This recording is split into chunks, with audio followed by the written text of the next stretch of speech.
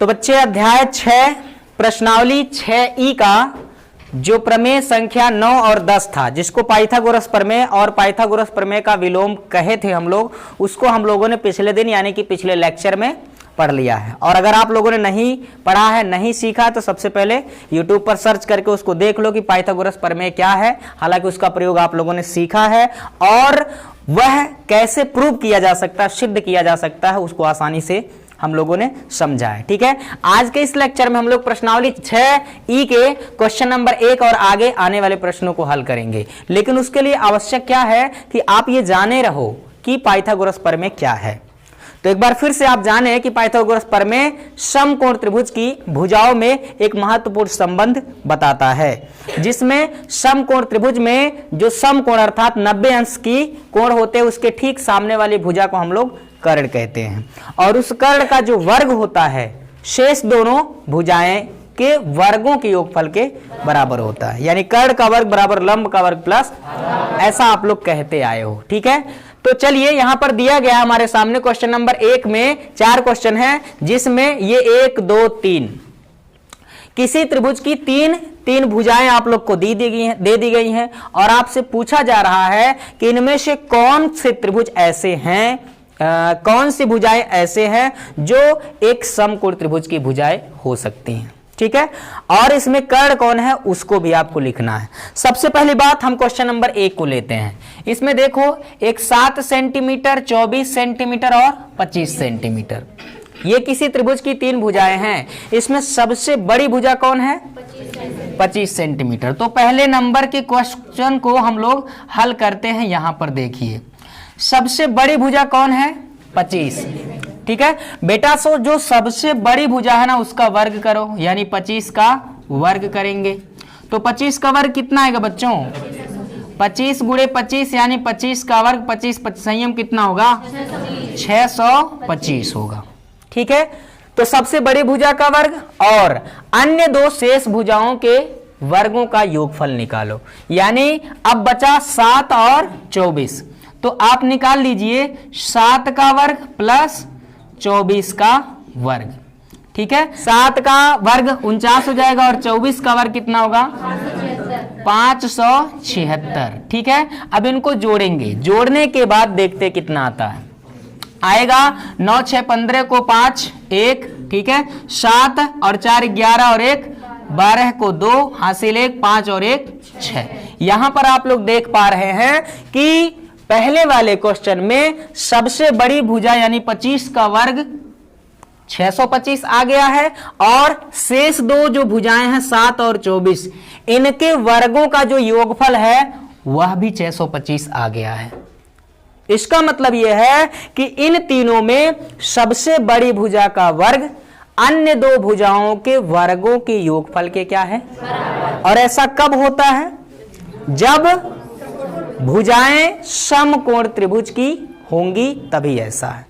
इसका मतलब हो गया, अतः यह जो भुजाएं हैं बच्चों, यह भुजाएं किसकी हो सकती हैं? समकोण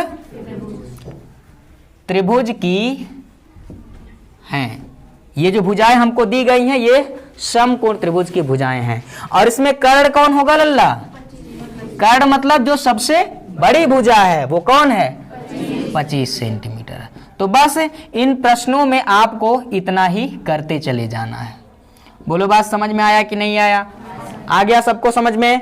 चलो एक और क्वेश्चन कर लेते हैं इनमें। ठीक है, इसी तरह से आप दूसरे वाले क्वेश्चन जो दिख रहे हैं आपको, ये 3 दिया है सेंटीमीटर, 8 सेंटीमीटर और सबसे बड़ी भुजा कौन?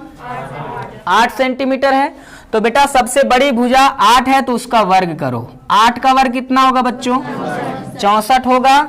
ठीक है, बहुत अच्छी बात। शेष 2 जो भुजाएं बची हैं उनके वर्गों का योगफल निकालो। तो 8 को लेने के बाद शेष 2 बनी हुई भुजाएं कौन है? 3 और 6। तो यहां हम लेते हैं 3 का वर्ग और प्लस 6 का वर्ग। ठीक है, 3 का वर्ग हो जाएगा 9, 6 का वर्ग कितना होगा? 36। जोड़िए। ठीक है, 9 6 15, ठीक है, और 3 और 1 4 45। अब आप लोग हमको बताइए कि सबसे बड़ी भुजा यानी 8 का वर्ग 64 आया है, शेष दोनों जो भुजाएं 3 और 6 है, इनके वर्गों का योगफल कितना आया है? तो क्या यहां पर सबसे बड़ी भुजा का वर्ग शेष दोनों भुजाओं के वर्गों के योगफल के बराबर है? सो आंसर है बिल्कुल भी नहीं। यहां पर 64 45 के बराबर नहीं है। ठीक है, यहां है 64 जो है ये 45 के बराबर नहीं है। इसका मतलब ये हुआ कि ये जो भुजाएं 3 सेंटीमीटर, 8 सेंटीमीटर और 6 सेंटीमीटर दी गई हैं, यह समकोण त्रिभुज की भुजा नहीं है। अन्य किसी त्रिभुज की हो सकती है, लेकिन समकोण त्रिभुज की भुजा तो बिल्कुल नहीं है। अतः हम लिखेंगे यह भुजाएं क्या नहीं है बच्चों? समकोण त्रिभुज की नहीं है। समकोण त्रिभुज की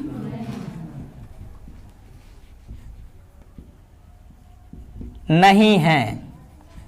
आई बात समझ में? तो इसी तरह से आपको करना है। और यहां पर क्यों था? क्योंकि 625 जो है वो 625 के ठीक क्या आया था लल्ला? बराबर आ गया था। बोलो बात समझ में आया कि नहीं आया? ठीक है, तो इसी तरह से इसमें भी कर ले जाएंगे आप लोग। सबसे बड़ी 50, 80 और 100 में सबसे बड़ी कौन है? 100 का वर्ग जो होगा इन दोनों के वर्गों के योगफल के अगर बराबर आ गया तो हम कहेंगे कि ये जो भुजाएं हैं ये समकोण त्रिभुज की भुजाएं होंगी। और सबसे बड़ी भुजा कौन होगी? कर्ण होगी। आप लोगों ने किया है इसको? क्या ये समकोण त्रिभुज की भुजाएं आ गए हैं? नहीं आए हैं। चलो बहुत अच्छी बात। इसमें आ गया है। सबसे बड़ी भुजा 13 का जो वर्ग है, शेष दोनों भुजाओं 12 और 5 के वर्गों के योगफल के बराबर आ गया है। इसका मतलब अगर ऐसा हो गया है तो यह जो होगा बच्चों समकोण त्रिभुज की भुजाएं होंगी। बोलो बात समझ में आया कि नहीं आया? और इसमें सबसे बड़ी भुजा कौन? यानी कि कर्ण कौन होगा? बोलो बात समझ में आया कि नहीं आया? चलो, तो जिनको भी हल करना है या नोट करना फटाफट नोट कर लो। आप क्वेश्चन नंबर 2 की तरफ चलते हैं। ले लीजिए स्क्रीनशॉट। क्वेश्चन नंबर 2 देखिए बच्चों। क्वेश्चन नंबर 2 में कहा गया है एक आदमी किसी निश्चित बिंदु से 10 मीटर पूरब दिशा में जाता है। किधर जाता है? तो मान लिया जाए ये एक यहाँ आदमी ये हैं, इनका नाम कुछ रख दिया जाए, चुन्नू लाल। क्या नाम है इनका? ये किसी प्रारंभिक स्थान यहां पर है। ठीक है, और यहां से ये पूरब की दिशा में, ठीक है ऐसे है ना, ये मान लो ऐसे, ये हो गया east, west, north and south. ये पूरब, पश्चिम, उत्तर, दक्षिण। ठीक है बच्चों, इतनी बात समझ में आता है सबको? तो ये जो चुन्नू लाल भाई साहब हैं, ये एक प्रारंभिक स्थान से किधर जाते हैं? कितनी मीटर? 10 मीटर दूरी यहां पर पहुंचे। मान लिया ए से चले और कहां पर पहुंच गए? बहुत अच्छी बात है, ज्यादा दूरी हो गया, थोड़ा सा और कम कर देते। ये बिंदु बी पर 10 मीटर दूरी चले और वहां से मुड़े और 30 मीटर उत्तर दिशा में गए, नॉर्थ। यहां से यहां गए और उत्तर दिशा में ऊपर की ओर। अब ऊपर मत भेज देना इनको, ठीक है? तो यहां ज्यादा ऊपर नहीं भेजते हैं, इतना है ऊपर। चलो यहां ये मान लिया बिंदु सी पर गए, कितनी मीटर दूरी चल के बेटा? 30 मीटर की दूरी पर चल करके गए। ठीक है, तो ए से बी पर चले, बी से सी पर पहुंच गए। ठीक है, तो आपसे पूछा जा रहा है कि अब वह प्रारंभिक स्थान से कितनी दूरी पर है? प्रारंभिक स्थान ए से कितनी दूरी पर है? तो ऐसा मत सोच लेना कि ये दूरी जब हम निकालेंगे ना, जब विज्ञान आप लोग पढ़ेंगे तो क्या होगा? दूरी एक अदिश राशि है। दूरी क्या है? अदिश राशि है। तो दूरी जो है कैसे निकालते हैं? किसी गतिमान वस्तु द्वारा चली गई या तय की गई मार्ग की लंबाई को हम लोग दूरी कहते हैं। किसी गतिमान वस्तु द्वारा तय की गई मार्ग की लंबाई को हम, अगर आपसे कहा जाए बच्चों कि इस आदमी यानी चुन्नू लाल ने कुल कितनी दूरी तय किया, तो हम लिखेंगे ये 10 और प्लस 30, टोटल दूरी कितना हो गया? 40 मीटर की दूरी उन्होंने तय की। लेकिन अगर आपसे पूछा जाए कि विस्थापन कितना है, तो विस्थापन क्या होता है बच्चों? किसी गतिमान वस्तु की प्रारंभिक और अंतिम स्थितियों के बीच की लंबवत या न्यूनतम दूरी को विस्थापन कहते हैं। हालांकि यहां पर हम लोग विज्ञान सदिश और अदिश आदि ये सब नहीं पढ़ रहे हैं, हमको सीधे परिमाण ध्यान में रखना है। और देखो यहाँ ए से बी 10 मीटर, बी से सी 30 मीटर, यहाँ पे 90 डिग्री का कोण बनेगा, बनेगा कि नहीं बनेगा। अब क्या करना है, सीधे बिंदु ए से सी के बीच की ये दूरी आपको निकाल लेना है। अब इससे आसान तो कुछ हो नहीं सकता। यहां पर समकोण त्रिभुज बना है कि नहीं बना बेटा, समकोण त्रिभुज बना है जिसमें 90 अंश के ठीक सामने वाली भुजा जो AC है, इसका क्या नाम है, बोलो क्या नाम है, कर्ण। तो क्या कर्ण की लंबाई आप लोग निकाल सकते हो, जी बिल्कुल। हम लगाएंगे समकोण त्रिभुज, क्या लल्ला, समकोण त्रिभुज ABC में कौन सा प्रमेय, अरे बोल दो ना जरा, पाइथागोरस प्रमेय से, पाइथागोरस प्रमेय से, पाइथागोरस प्रमेय से।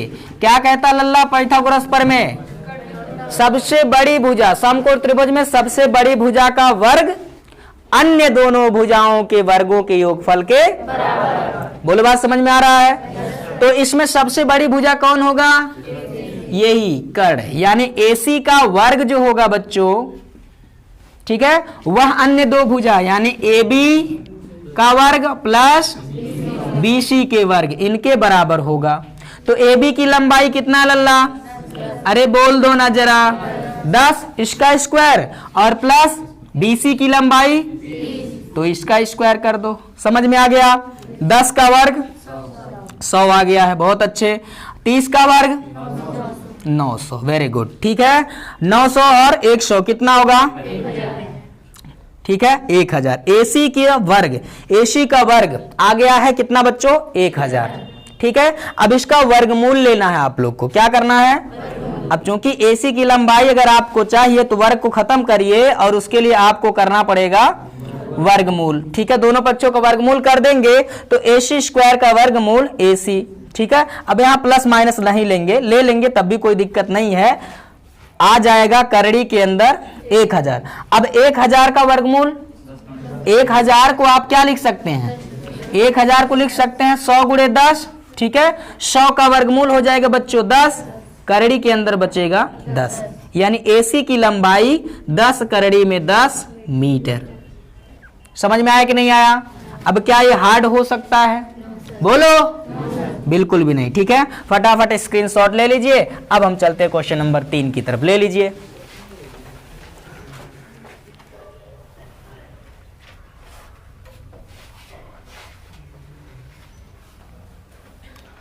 तो चलिए बच्चों क्वेश्चन नंबर 3, प्रश्नावली 6E के क्वेश्चन नंबर 3 क्या कहते हैं, सिद्ध कीजिए, आप लोग देखो अपनी किताब में, सिद्ध कीजिए कि एक समचतुर्भुज के भुजाओं के वर्गों का जो योग है उसके विकर्णों के वर्गों के योगफल के क्या होता है, यही ना है। तो आइए देखते हैं। मान लेते हैं हमारे पास एक समचतुर्भुज है जिसका नाम मैं दे देता हूं ABCD, ठीक है। तो मान लेते हैं समचतुर्भुज है हमारे पास जिसका नाम है ABCD, ठीक है। इस समचतुर्भुज में हम यह समचतुर्भुज हम लोग को दिया गया है।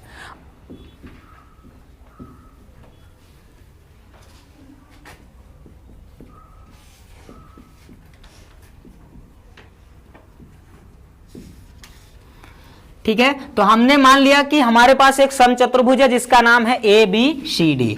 तो समचतुर्भुज ABCD में विकर्ण AC और BD हैं जो एक दूसरे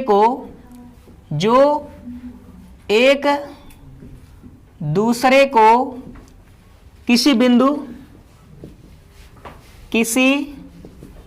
बिंदु उस बिंदु का नाम कुछ भी ले लो O पर प्रतिच्छेद करते हैं या काटते हैं, प्रतिच्छेद करते हैं, ठीक है। अब ये हम लोग को दिया, इसके अनुसार हम लोग आकृति बना लेते हैं। आकृति हम लोग बना लेते हैं बच्चों। हम मान लेते हैं कि हमारे पास यह एक समचतुर्भुज, बहुत ध्यान से देखिएगा, ठीक है। तो हमारे पास ये एक समचतुर्भुज है, इसका नाम है ABCD। समचतुर्भुज क्या होता है बच्चों, समचतुर्भुज एक ऐसा चतुर्भुज होता है जिसके प्रत्येक भुजा की लंबाई बराबर होती है। जिसके प्रत्येक भुजा की लंबाई क्या होती है? बराबर होती है। और उनके विकर्ण जो है ये बराबर हो भी सकते हैं और नहीं भी हो सकते हैं। लेकिन एक बात जो याद रखना है, इनके जो विकर्ण होते हैं ना, समचतुर्भुज के जो विकर्ण होते हैं बच्चों, यह विकर्ण एक दूसरे को क्या करते हैं? क्या करते हैं? प्रतिच्छेद तो करते हैं, लेकिन कितने डिग्री पर? समकोण पर। कितने पर?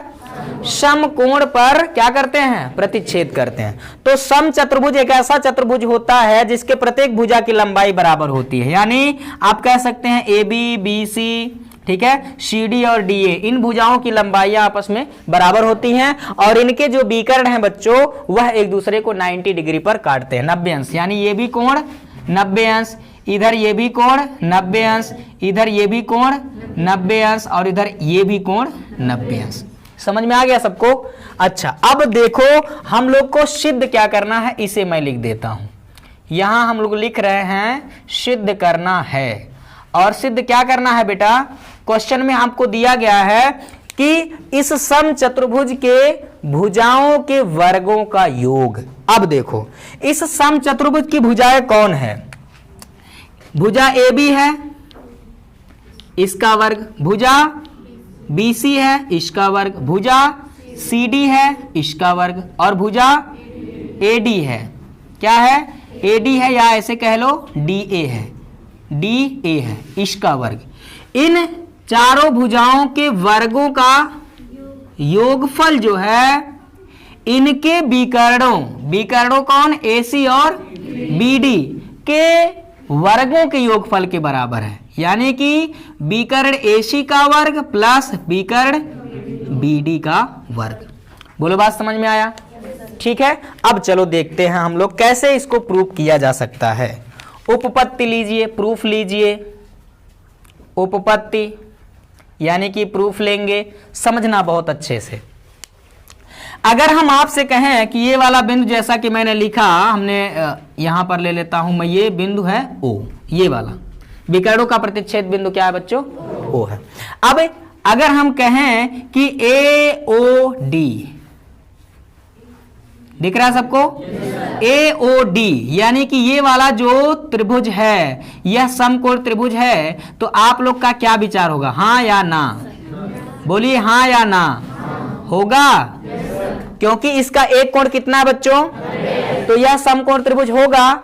और इस समकोण त्रिभुज में समकोण अर्थात 90 अंश के ठीक सामने वाली भुजा जो AD है ये कौन है? बोलो कौन है? कर्ण है। यानी कि यहां अगर समकोण त्रिभुज है, AD कर्ण है, तो इस पर हम पाइथागोरस प्रमेय लगा सकते हैं। बोलो लगा सकते हैं कि नहीं लगा सकते हैं? अच्छा, अब देखिए, देखो मगर ध्यान से, ठीक है? अब गाड़ियों पे लिखा जाता वो अलग बात है, देखो मगर प्यार से, देखो इधर, देखो मगर ध्यान से। मैं लिखता हूं बच्चों समकोण त्रिभुज AOD में, दिखाई दे रहा है? ये इसमें ले लो, ये वाला, ये ठीक है, AOB में ये वाला, ये कच कच कच कच कच कच कच कच कच कच दिख रहा है? कितना गंदा हो गया है कि नहीं है? नहीं, अच्छा लग रहा है। चलो यहां मैं लिख देता हूं समकोण त्रिभुज AOB में, दिखाई दे रहा है बच्चों? कौन से प्रमेय से? बोल दो ना जरा। पाइथागोरस प्रमेय से। क्या होता है पाइथागोरस प्रमेय? समकोण त्रिभुज में सबसे बड़ी भुजा का वर्ग बराबर शेष दोनों भुजाओं के वर्गों का योग। अब बताइए बच्चों, ये वाला जो त्रिभुज लिया है AOB, AOB, AOB, AOB, बोलोगे नहीं तो हम ऐसे घुमाते रह जाएंगे, ठीक है? देखो बच्चा, AOB में ये 90 अंश है, तो इसके सामने वाली भुजा AB ही कर्ण होगा। यानी कि कर्ण AB का स्क्वायर, दिख रहा है सबको? AB का स्क्वायर बराबर शेष दोनों बची हुई भुजाएं कौन है? BO और AO, ठीक है? तो आप लिख सकते हो BO का वर्ग और प्लस AO का वर्ग, लिख सकते हो कि नहीं? ये देखो, ट्यूं ट्यूं ट्यूं, कर्ण ए बी का वर्ग बराबर बची हुई भुजा बी ओ का वर्ग प्लस ए ओ का वर्ग। कोई दिक्कत परेशानी एसिडिटी बिल्कुल नहीं। देखो ए बी का स्क्वायर बराबर, एक बात तो मैंने आप लोग को बताना भूल ही गया, वो क्या कि जो सम चतुर्भुज के विकर्ण होते हैं ना, वह एक दूसरे को 90 अंश के कोण पर समद्विभाजित करते हैं। ऐसा मुझे बोलना चाहिए था, 90 अंश के कोण पर समद्विभाजित करते हैं। मतलब कि AC को BD 90 अंश पे काटने के साथ साथ 2 बराबर हिस्सों में भी काटता है। मतलब कि AO की लंबाई OC के बराबर होगी और पूरी लंबाई AC का आधा होगी। मतलब ये AO OC के बराबर, ठीक है, लेकिन पूरी लंबाई AC का आधा। और इसी तरह से ये जो AC है वह BD को 2 बराबर हिस्सों में बांट देती है, 2 बराबर हिस्सों में बांट देती है, यानी समद्विभाजित करती है, वो भी 90 डिग्री पर। इट मीन्स दैट कि BO की लंबाई जो होगा बच्चों वह OD के बराबर, BO OD के बराबर, जबकि पूरी लंबाई BD का बोलो कौन, समझ में आ गया। अच्छा, तो वही चीज यहां पर देखिए अब आप लोग, BO यानी कि ये पूरी लंबाई BD का आधा है कि नहीं है, BO पूरी लंबाई BD का आधा। तो जहां BO लिखा वहां मैं लिख देता हूं BD बटा 2 का होल स्क्वायर, ठीक है। AO जो है, AO पूरी विकर्ण AC का कौन है, आधा है, यानी AO को मैं लिख सकता हूं AC बटा 2 का होल स्क्वायर। बहुत अच्छे, ये हो जाएगा AB का स्क्वायर बराबर, इधर बेटा सिंप्लीफाई कर लो, BD का स्क्वायर और बटा 2 का स्क्वायर 4। बहुत अच्छे, AC का स्क्वायर बटा 2 का स्क्वायर 4, ठीक है ना। अच्छा, इसको यहीं पर रोक दो, समझ में आ गया। अच्छा, इस त्रिभुज में हो गया, अब इसमें इसमें इसमें, ठीक है। ऐसा अभी एक स्टेप हुआ इस त्रिभुज के लिए, इसके लिए दूसरा स्टेप, इसके लिए तीसरा, इसके लिए चौथा। तो एक और लिख दे, बाकी शेष 2 आपके लिए, ठीक है। चलो मैं लिख देता हूं अब क्या, समकोण त्रिभुज, समकोण त्रिभुज, समकोण त्रिभुज BOC, क्या BOC में जागते रहो, प्रतिक्रिया देते रहो। समझ में आया कि नहीं आया? समझ में आया तो वेलकम, नहीं तो भीड़ कम। समझ में आया कि नहीं आया? चलो देखो इधर। अच्छा, यहां एक समकोण त्रिभुज दिख रहा है कि नहीं, BOC BOC BOC। हाँ, जब तक नहीं कहोगे आ गया तब तक मैं इसे हाथ चलाता रहूंगा, सुबह से शाम, शाम से दोपहर, दोपहर कैसे कैसे हो सकता है। 90 अंश के ठीक सामने वाली भुजा कौन, तो BC ही कर्ण होगा कि नहीं होगा, यानी कर्ण BC का स्क्वायर, ठीक है बच्चों, बराबर बची हुई भुजा BO का स्क्वायर प्लस OC का स्क्वायर। तो मैं लिख देता हूं BO का स्क्वायर और प्लस OC का स्क्वायर या CO का स्क्वायर। समझ में आया कि नहीं आया? बहुत अच्छी बात। BC का स्क्वायर BO, फिर वही बात कि BO की लंबाई पूरी BD का क्या है बच्चों, आधा है, यानी जो BO है उसकी जगह पर हम लोग लिख सकते हैं BD के बटा, बहुत अच्छे, पूरे का होल स्क्वायर। वेरी गुड, ठीक है। OC की लंबाई, ये जो OC की लंबाई है, ये जो OC है बच्चों पूरी लंबाई AC का बोलो कौन, बोलो कौन, AC का आधा, मतलब उसके बटा 2। समझ में आया? अच्छा, अब नीचे BC का स्क्वायर दिख रहा है सबको, ये BD का स्क्वायर बटे 2 का स्क्वायर, बहुत अच्छे। यहाँ AC का स्क्वायर बटा 2 का स्क्वायर, बहुत अच्छे लल्ला। चलिए एक और आप लोग को मिल गया, ठीक है। यहाँ समीकरण नंबर 1 तो हम लिख देते हैं यहाँ समीकरण नंबर 2। समझ में आ गया? अच्छा, अभी 2 और बनेगा, इसके लिए हो गया, अब इसके लिए निकाल लो, इसके लिए। तो इसी प्रकार से मैं लिख दूं, क्या बोलो, लिख दें क्या? अब आप लोग देख रहे हो क्या होगा, AB का स्क्वायर बराबर BD स्क्वायर बटे 4 प्लस AC स्क्वायर बटे 4। इसमें भी यह BC का स्क्वायर बराबर BD स्क्वायर बटे 4 प्लस AC स्क्वायर बटे 4। उसी तरह से इसमें भी लगाओगे तो CD का स्क्वायर बराबर BD स्क्वायर बटे 4 प्लस AC स्क्वायर बटे 4। समझ में आया कि नहीं आया? तो अब मैं लिख देता हूं इसी प्रकार, कोई दिक्कत वाली बात नहीं है, ठीक है। इसी प्रकार समकोण त्रिभुज COD में क्या आएगा लल्ला? CD का स्क्वायर, किसका स्क्वायर? CD का स्क्वायर आएगा जो इधर आया हुआ है, ठीक है, BD का स्क्वायर बटा 4 और प्लस AC का स्क्वायर बटा 4। समझ में आ गया कि नहीं आ गया? हिम्मत मत हारो बच्चों, जो हिम्मत ना हारे वो जिंदगी संवारे। क्या करे? जिंदगी संवारे। एक स्टेप और इसी प्रकार, ठीक है, इसी प्रकार, ठीक है, इसी प्रकार क्या? अब इस वाले त्रिभुज में DOA या AOD, ठीक है, तो मैं लिखता हूं समकोण त्रिभुज, कट तो नहीं रहा बेटा, समकोण त्रिभुज क्या? AOD में। फिर आप पाइथागोरस प्रमेय लगाओगे तो 90 अंश के सामने वाली भुजा कौन? कर्ण है, AD। तो हो जाएगा क्या बच्चों? AD का स्क्वायर बराबर आएगा विकर्ण BD स्क्वायर बटा 4 और प्लस विकर्ण AC स्क्वायर बटा। समझ में आया कि नहीं आया? अरे बोलो आया कि नहीं आया? ये आपका हो जाएगा समीकरण संख्या 4। समझ में आया? हा हा हा।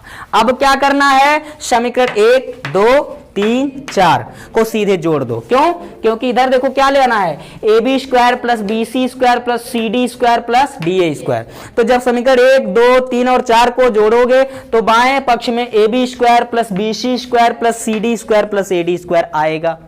बोलो आएगा कि नहीं आएगा? ठीक है, चलो भैया जोड़ देते हैं। तो यहां मैं लिखता हूं क्या? मैं लिखता हूं समीकरण 1 प्लस 2 प्लस 3 प्लस 4 से। कोई दिक्कत वाली बात? समीकरण को जब भी हम जोड़ते बच्चों तो बाएं साइड में बाएं वाले पदों को जोड़ते चले जाएंगे। जैसे इधर बाएं साइड में AB square plus BC square plus CD square plus AD square, तो डायरेक्ट मैं लिख रहा हूं, ठीक है। ये थोड़ा सा पीछे से जगह लेकर के AB का स्क्वायर प्लस BC का स्क्वायर प्लस CD का स्क्वायर प्लस DA का स्क्वायर। ये किस साइड में आएगा बच्चों? प्रत्येक समीकरण के बाएं वाले पदों को हम लोगों ने क्या कर दिया? जोड़ दिया। दाहिने साइड में आते हैं, इधर BD स्क्वायर बटे 4 प्लस AC स्क्वायर बटे 4, जो यहां है वही यहां है, वही यहां है और यही यहां पर है, ठीक है। तो यहां देखो कितनी बार BD स्क्वायर बटे 4, 1 बार 2 बार 3 बार 4 बार। आप चाहो तो लिख दीजिए और चाहो तो इसको 4 बार जोड़ेंगे तो कितनी बार? जैसे x को हम 4 बार जोड़ते हैं तो 4x होता है। ऐसे BD स्क्वायर बटे 4 BD स्क्वायर बटे 4 BD स्क्वायर बटे 4 को हम 4 बार जोड़ेंगे तो क्या होगा? 4 बार हो जाएगा कौन? BD स्क्वायर बटे 4। एक लाइन शॉर्ट कर रहा हूं, घबराहट हो तो बता दीजिएगा, कोई दिक्कत? चलिए प्लस AC स्क्वायर बटे 4, यहां 1 बार 2 बार 3 बार और यहां 4 बार, तो जोड़ेंगे तो हो जाएगा 4 गुणे AC स्क्वायर बटा 4। समझ में आया कि नहीं आया? अब लो जी क्या होगा? 4 से 4 की निर्मम और 4 से 4 की निर्मम हत्या। अब क्या मिलेगा बच्चों? तो ये मिल गया AB का स्क्वायर प्लस BC का स्क्वायर प्लस CD का स्क्वायर प्लस DA का स्क्वायर बराबर BD का स्क्वायर प्लस AC का स्क्वायर। मतलब कि समचतुर्भुज के भुजाओं के वर्गों का जो योगफल है उसके विकर्णों BD और AC के वर्गों के योगफल के क्या हो गया? बराबर। आई बात समझ में? हेंस प्रूव, यही हम लोगों को क्या करना था लल्ला? प्रूव करना था। इति सिद्धम, अतः सिद्ध हो गया। कोई दिक्कत वाली बात है क्या? किसी को कुछ पूछना है बता दीजिए इसके संबंध में। आई बात समझ में? कॉन्सेप्ट याद रखिएगा। यहां समकोण त्रिभुज में हम लोगों ने 1 2 3 4 समकोण त्रिभुज। अब समकोण त्रिभुज कैसा? तो समचतुर्भुज का जो बेसिक कॉन्सेप्ट है उसको याद रखेंगे कि समचतुर्भुज के जो विकर्ण होते हैं बच्चों, समचतुर्भुज के जो विकर्ण होते हैं वो परस्पर समकोण पर समद्विभाजित करते हैं, यानी 90 अंश के कोण पर काटते हैं और दोनों एक दूसरे को दो बराबर में, यानी पहला दूसरे को दो बराबर हिस्सों में, दूसरा पहले को दो बराबर हिस्सों में काटता है। और इसके लिए ये बातें हम लोगों ने लिख लिया है। समझ में आया कि नहीं आया? चलो ले लो फटाफट स्क्रीनशॉट।